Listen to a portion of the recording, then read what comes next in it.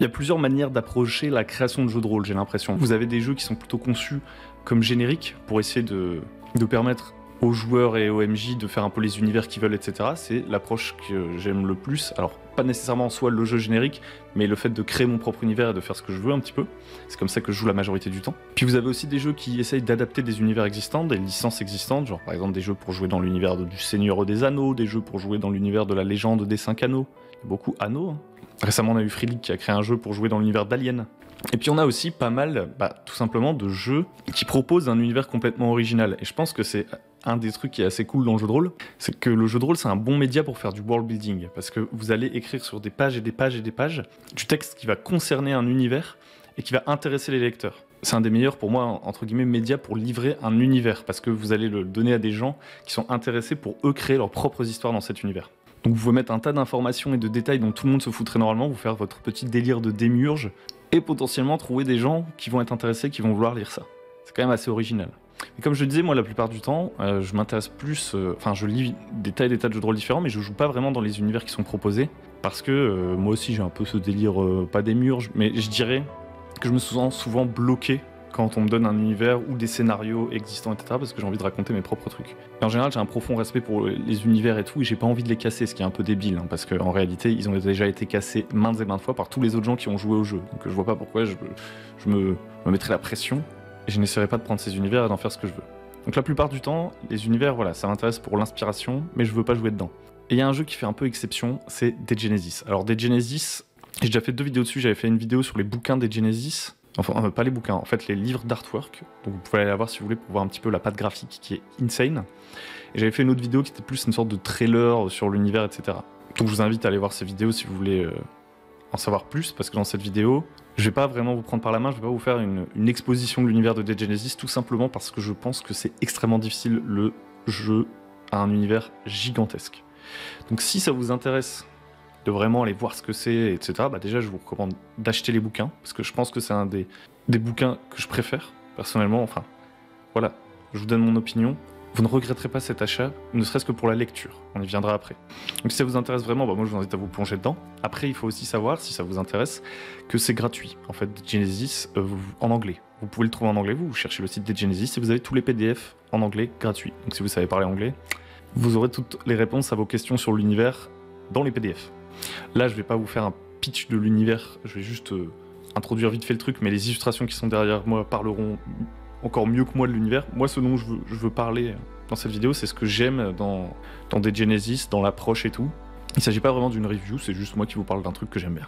Donc Dead Genesis, grosso modo, et je dis bien grosso modo parce que, comme je disais, l'univers est ultra complexe, donc je vais faire beaucoup de généralités, voire d'approximations, mais pour que ce soit simple à comprendre.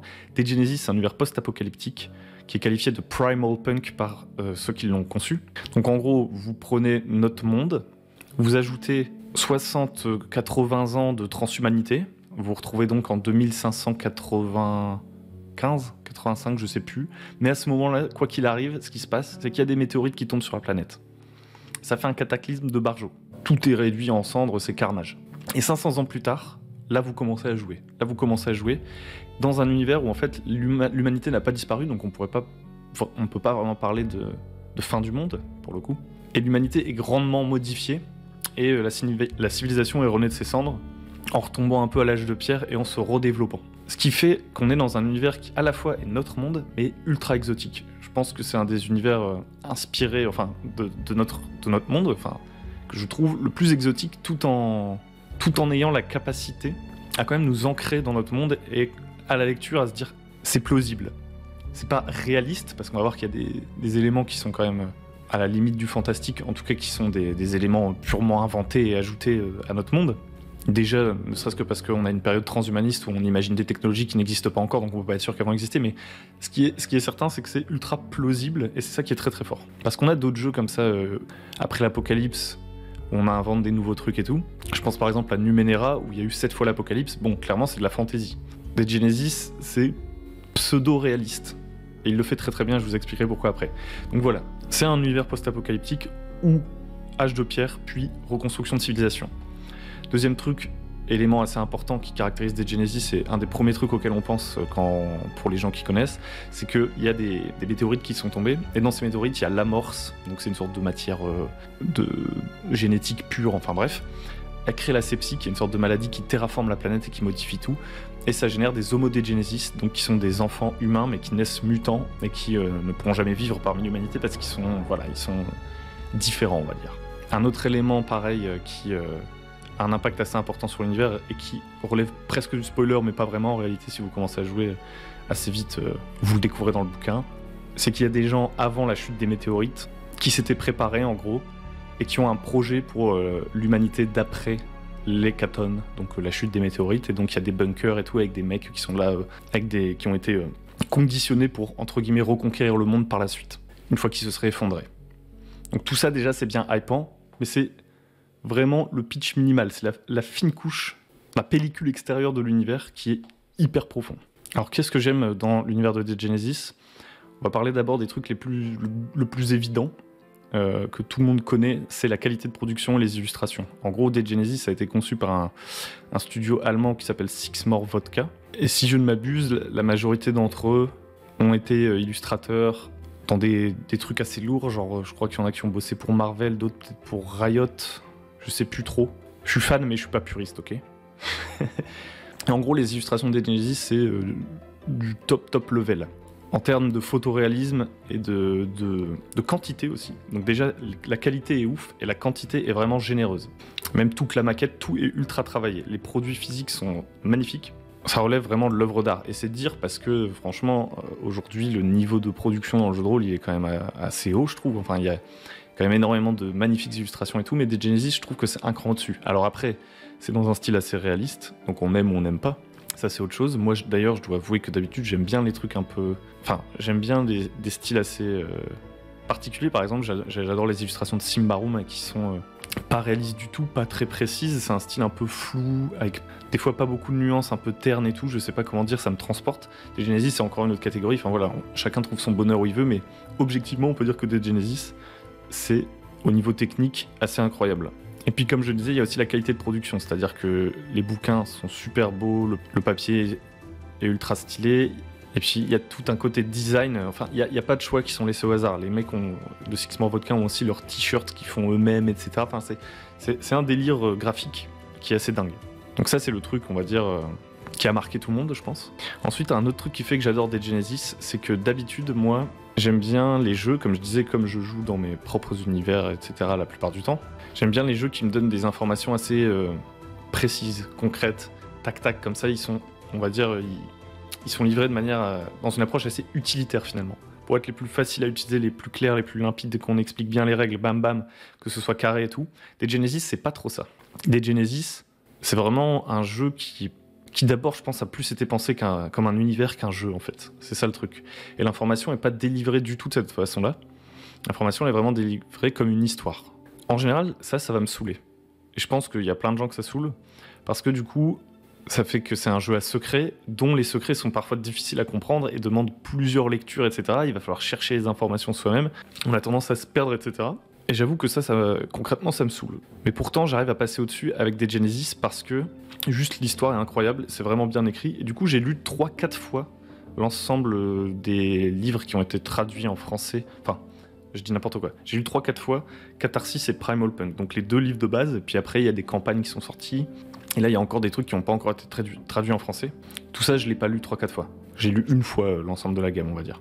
Mais ça me dérange pas de relire et de relire parce qu'à chaque fois, je redécouvre des choses. Et il y a un côté un peu... Je sais pas comment dire. Il y a un vrai plaisir à compulser les bouquins. Et ça, c'est une chose qui est assez incroyable. C'est-à-dire que c'est des livres qu'on lit assez facilement, je trouve, de bout en bout. Ce qui, vu la quantité de jeux de rôle que j'achète et que je lis, n'est pas beaucoup le cas. On va pas se le cacher. Il y a plein de jeux, bon voilà, je saute des parties complètes, je vais directement à ce qui m'intéresse, etc. Et donc déjà ça, je dirais que c'est une qualité du jeu, cette capacité à être un véritable plaisir à la lecture avant même qu'on ait joué. Et donc même si ça me fait un peu mal au fiac, si vous voyez ce que je veux dire, de l'admettre, je pardonne un peu le fait que les secrets soient pas toujours ultra accessibles et qu'il faille un énorme investissement en termes de lecture et de compréhension pour prendre tout l'univers. Mais en tout cas, pour moi, c'est un tour de force de la part des auteurs d'avoir réussi à me faire lire l'ensemble de la campagne en 3 tomes qui doivent faire, je sais pas, au total 600-700 pages. Alors que vraiment, lire des campagnes et des scénarios, pour moi, c'est une purge. C'est un truc que je déteste faire. Là, j'ai tout lu. Du coup, cette écriture sous forme d'histoire, ça donne un petit côté potentiellement un peu linéaire à la campagne, si on se dit « Ah ouais, donc il faut vraiment que ça se passe exactement comme c'est écrit ». Mais bon, je pense que comme de toute façon la plupart des campagnes, et quel que soit le format et la manière dont c'est présenté, dans tous les cas, on joue pas la campagne telle qu'elle est écrite, donc c'est pas trop grave. Je préfère une campagne voilà, qui me semble un peu linéaire sur le papier, mais que j'arrive à lire de bout en bout, à être captivé, plutôt que de devoir me taper 400 pages d'aide de jeu, de stat block, etc. Vu que je suis pas de l'école de faire jouer des campagnes, vraiment tout ça, c'est subjectif. Voilà, ça, on pourrait parler principalement ici de la forme. Mais évidemment, la forme, les illustrations, la manière dont c'est rédigé, etc., ça ne sauve pas le fond. Et évidemment, ce que je trouve le plus cool dans Dead Genesis, c'est le fond. Donc, dans Dead Genesis, vous avez un univers futuriste imaginé à partir d'une autre, qui est d'une extrême cohérence, je trouve, et on arrive à y croire. C'est ça qui est très fort, je trouve, même si c'est pas en soi réaliste. C'est ultra sombre, ultra pessimiste et ultra immersif. Je dirais qu'une des forces du jeu, voilà, c'est qu'ils ont vraiment fait aucune concession au niveau de la profondeur et de la cohérence. Donc en fait, en termes de world building, je trouve ça assez incroyable. Parce que sur le papier, on se dit, ok, c'est un monde post-apocalyptique avec des mutants, on va faire de la bagarre et tout. On lit un peu, on se dit, ah ouais, il y a 13 cultes, c'est 13 classes, en gros, il y a 7 cultures, donc c'est les 7 pays, machin et tout, je vais pouvoir créer mon personnage, culture plus machin plus truc. En fait, ça va beaucoup plus loin que ça, au-delà du côté un peu chiffre, on va dire, un peu marketing. Chaque culte, chaque culture, ça n'est pas une race et une classe, entre guillemets. Il y a vraiment des factions qui sont ultra poussées, et on va très loin dans les détails. Parce que oui, c'est un jeu à factions. Et donc vous pouvez très facilement, vu la profondeur des factions, faire jouer tout un groupe dans une seule faction. Tout comme réussir à coller les factions ensemble, ce qui était une de mes craintes initiales avec ce genre de jeu. Et je pense que c'est largement faisable de rassembler les différentes factions parce qu'elles sont suffisamment détaillées pour pas être hyper archétypales pour la plupart. Et donc on peut imaginer des moments où elles vont devoir céder, etc. Et même sur le long terme. Donc ça, je trouve que c'est très fort. Et tout est ultra détaillé et interactif en fait. Plus vous lisez les bouquins, au début, bon évidemment les choses vous sont présentées de manière assez cadrée on va dire, mais plus vous avancez, plus vous voyez que tous les éléments de l'univers s'entremêlent avec une grande cohérence. C'est ça qui fait la force du truc. C'est-à-dire qu'on vous détaille chaque petit élément, c'est-à-dire le commerce, comment les gens vivent, comment les gens dorment, comment les gens mangent, comment les gens pensent, comment les factions pensent les unes aux autres. Ça c'est un truc qui venait de Vampire à la base je pense. Bah là vous avez à chaque fois qu'est-ce que cette faction pense de cette faction, etc. Vous avez les caricatures, et puis, une fois qu'on vous a bien présenté les caricatures et qu'après votre première lecture, vous faites une image à peu près du tableau d'ensemble, vous allez relire et voir la deuxième couche de lecture. Et au fur et à mesure des livres, on va vous ajouter des détails et des détails, et ça va jusqu'à des fois des histoires de gens qui élèvent des chiens en Bretagne. C'est vraiment un délire. Et en plus, comme c'est basé sur le continent européen et nord-africain, ça apporte une certaine originalité déjà par rapport à pas mal de jeux post-apo qui se situerait très souvent aux États-Unis. Ça apporte une sorte de familiarité bizarrement parce que du coup, par exemple, quand on est français, il y a beaucoup de lieux, etc., de la Franca, donc la France, dans Dead Genesis, qui sont développés, etc., donc c'est assez marrant. Et en même temps, il y a un exotisme de fou parce qu'en 500 ans, le monde, il change vraiment énormément. C'est pas juste du post-apo, ok, on a des canettes rouillées, des ouvre-boîtes, des fusils à pompe, des chiens mutants et on essaye de survivre. Non, il y a vraiment des civilisations qui se sont reconstruites sur les ruines de la nôtre. Et c'est ultra poussé. Et on sent aussi dans le world building qu'il y a une approche super philosophique, politique. Enfin, on va loin dans les thèmes, notamment dans les thèmes de l'idéologie, etc. Et je trouve ça vachement cool parce qu'on n'a pas un monde caricatural. Alors, ça n'empêche que le monde n'est pas en soi réaliste. Parce que déjà, je pense que si des météorites tombaient, on serait sûrement tous morts. Enfin, j'en sais rien. Mais je pense qu'il y a quand même de bonnes chances. Et on se relèverait pas très vite, quoi. Puis même, il y a quelques éléments, pas fantasy, mais fictionnels qui sont ajoutés, etc. Mais c'est hyper crédible, en fait, il y a une forte verisimilitude. Pour autant, il y a quand même une sorte de teinte sur l'univers. C'est pas juste un Wikipédia d'un univers. Il y a vraiment une teinte dark, sombre, et puis c'est très pessimiste, et il y a beaucoup d'idéologies, de concepts qui sont poussés dans leurs extrêmes, ce qui permet un univers voilà, avec une forte personnalité, pas trop dilué. Par exemple, on va avoir le protectorat, qui est une sorte de pays, qui est dirigé par les juges. Et les juges, c'est quoi? C'est un culte de la justice. Et donc c'est pousser la bureaucratie et le concept même de justice, de loi, etc. à son paroxysme. Et ça, je trouve que c'est assez intéressant. Parce que du coup, ça fait écho à notre monde. on va prendre comme ça plein d'éléments. Par exemple, qu'est-ce que c'est le capitalisme, qu'est-ce que c'est la justice, qu'est-ce que c'est ce machin, ce truc, et qu'est-ce que ce serait si on en faisait un culte et qu'on le poussait au max jusqu'à en faire presque une religion en fait. Donc déjà l'exercice un peu du what if, genre qu'est-ce qui se passerait si, il est poussé vraiment à son max et ça donne des situations ultra intéressantes. Et tout en allant pas trop dans la caricature parce qu'à chaque fois on va redescendre du niveau idéologique, genre ce culte c'est des juges complètement fous, ou ce culte c'est des médecins complètement fous, vous voyez un peu le DEL. Et ensuite on va redescendre petit à petit avec les PNJ, avec le quotidien, etc. et rehumaniser tout ça. D'ailleurs un des meilleurs exemples de ça, de la manière dont on humanise le truc, c'est dans plutôt les derniers bouquins. C'est-à-dire qu'il y a un bouquin qui s'appelle Justicienne qui détaille une ville complète, qui fait 300 pages, et qui est accompagné d'un autre bouquin qui s'appelle le Moloch, où dedans vous avez plein de PNJ, et c'est là qu'on se rend compte que l'univers est ultra crédible, parce qu'on va nous détailler tout le quotidien des gens, mais aussi toutes les interactions entre tous les quartiers, toutes les factions et toute la ville, ce qui est ouf. Et dans Moloch, on va avoir, une liste, à peu près une centaine de PNJ, je pense, voire plus, et chacun de ces PNJ, il est vraiment unique en son genre. Et on voit que dans chaque culte, qui sont un peu comme dans Vampire, etc., ou dans la légende des 5 anneaux, au départ on se dit c'est assez archétypal, on voit que qu'on arrive à avoir quand même une grande variété en fait, de caractères, de personnalités, de gens qui sont dans le doute, ou alors au contraire des méga fanatiques, des gens qui sont enfermés dans leur culte, ou alors au contraire des gens qui lient des liens avec les autres cultes. Et puis à chaque fois, ces PNJ, etc., ils ont une histoire. Ça, c'est vraiment un truc qui est important aussi dans les Genesis, c'est que tous les éléments sont porteurs d'histoire. Il y a rarement des trucs posés comme ça, complètement neutres. Tout est en mouvement. Et chaque PNJ, il a toujours cette petite touche humaine comme ça. Enfin, je sais pas. Franchement, c'est super bien écrit. Et tout, je kiffe. Un autre truc qui est sympa dans Dead Genesis, c'est ses secrets, qui sont ultra cool. Même s'ils seront pas finalement tous révélés parce que la gamme s'arrête. Si vous lisez vraiment tous les bouquins, je pense que vous pouvez comprendre la grande majorité du plot. Et les secrets sont vraiment sympas, alors je vais pas m'étendre là-dessus.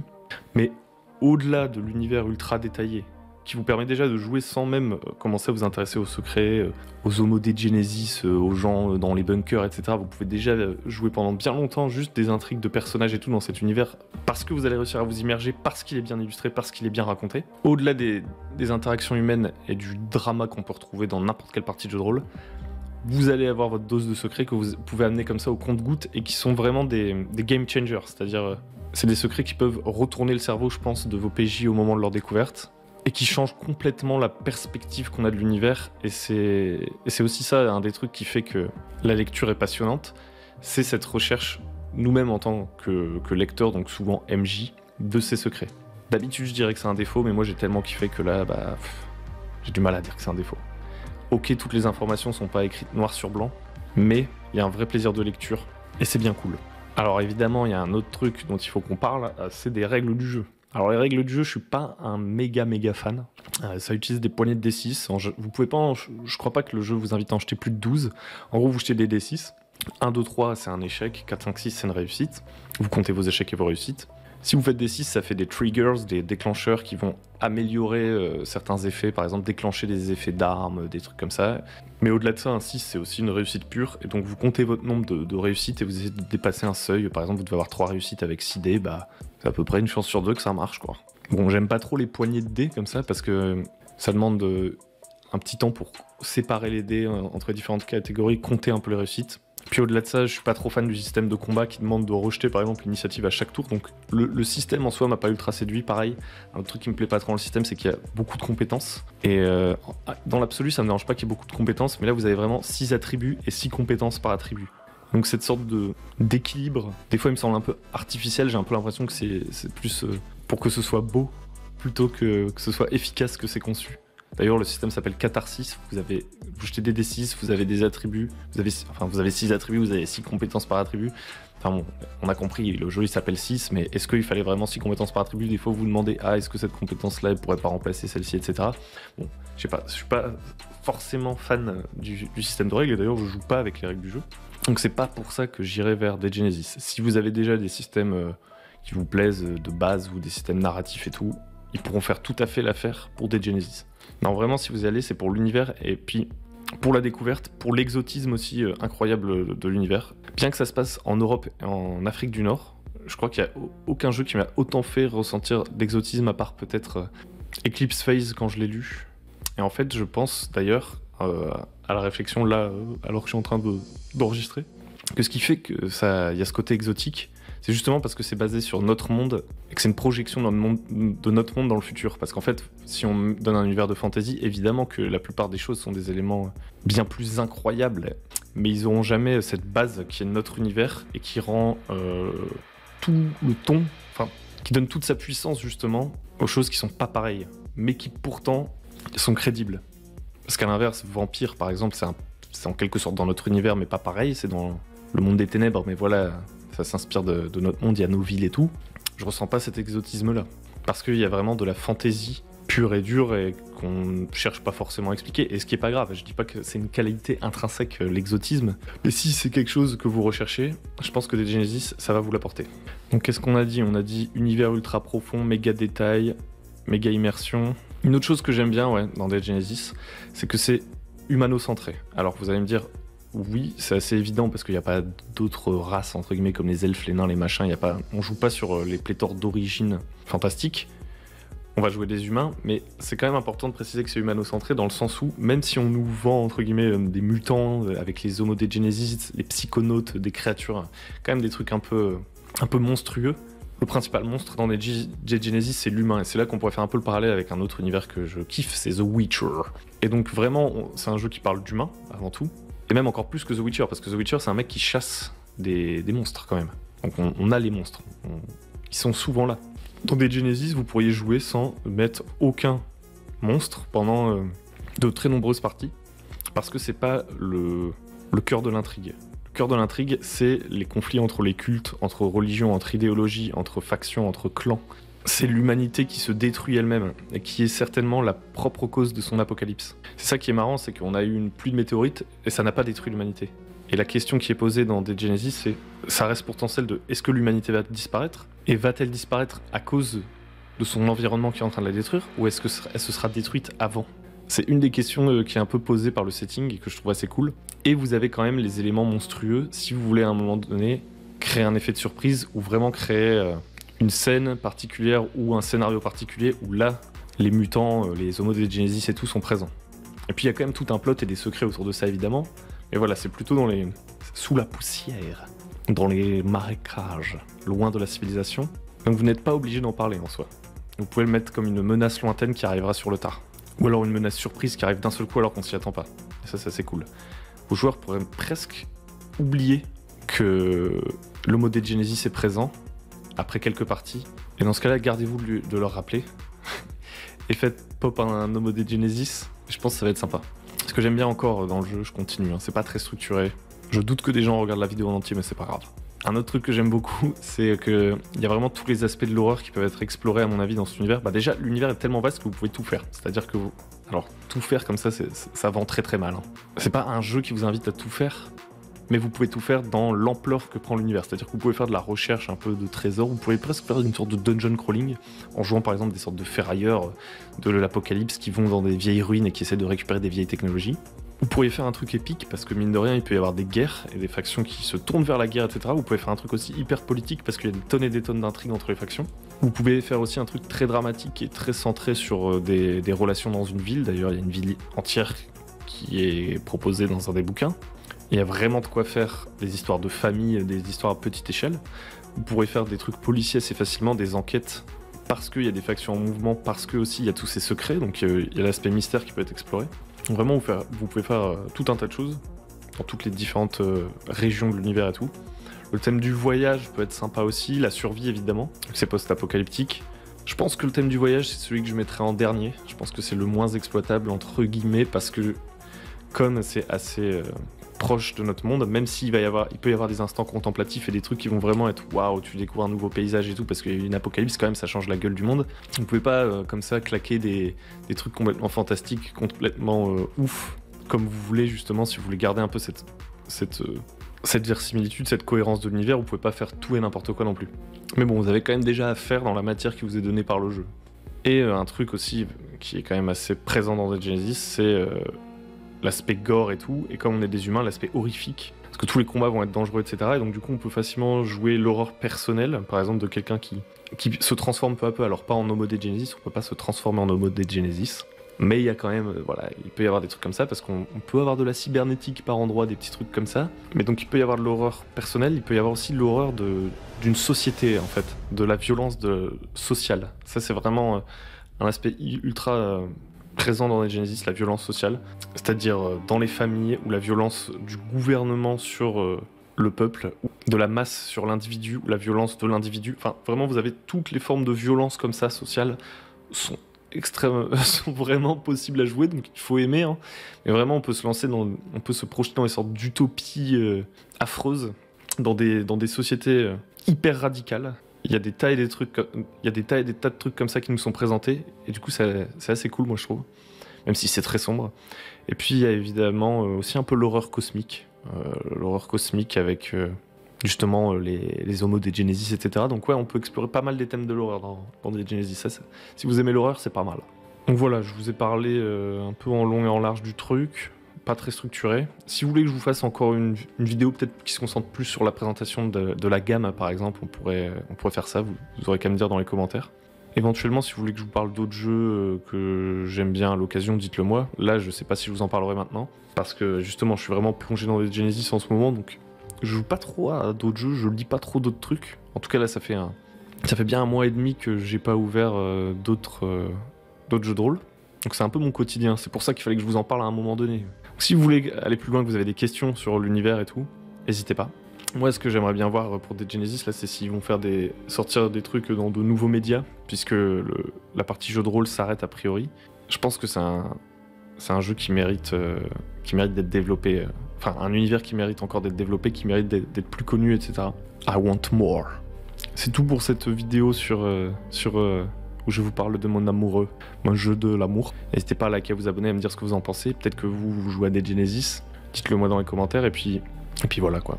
Je vous dis à très bientôt sur le bon MJ. Ciao, ciao, bisous.